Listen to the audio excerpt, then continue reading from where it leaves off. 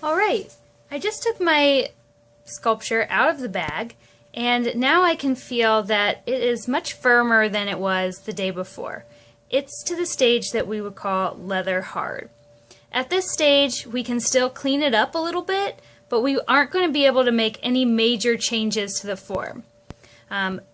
For example, I might use this tool, the mark out tool that has a rubber tip, to kind of clean up this edge where I made the attachment. And the mark out tool really only works when the clay is leather hard. So I'm going to smooth this out. Essentially make the marks go away.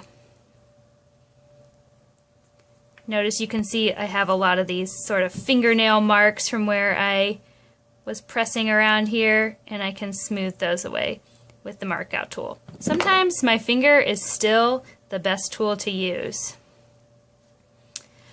If I want to smooth the entire form, like for example get these kind of divots out of there, I might use a tool like the flexible rib, and I can kind of form that to the side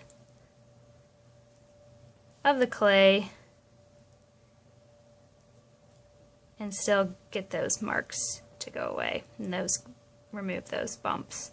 And it takes a while. You have to just kind of keep going over and over and over it until it looks the way you want it to look.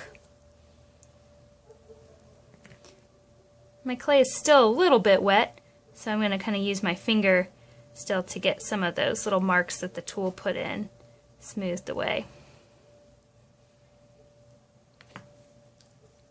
Okay, so I'm going to just try to look everywhere and make sure that all of my marks look intentional. Remember, we're trying to replicate our object, so when it comes to building your sculpture, you're going to want to look and compare and see if there's anything that doesn't look like your object.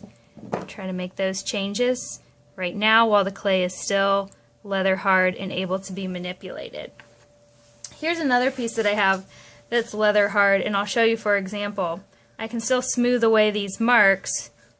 The clay's still somewhat flexible, but if, let's say, I wanted this to be oval rather than round and I tried to bend it, well, that worked. But I got a little bit of a crack in there.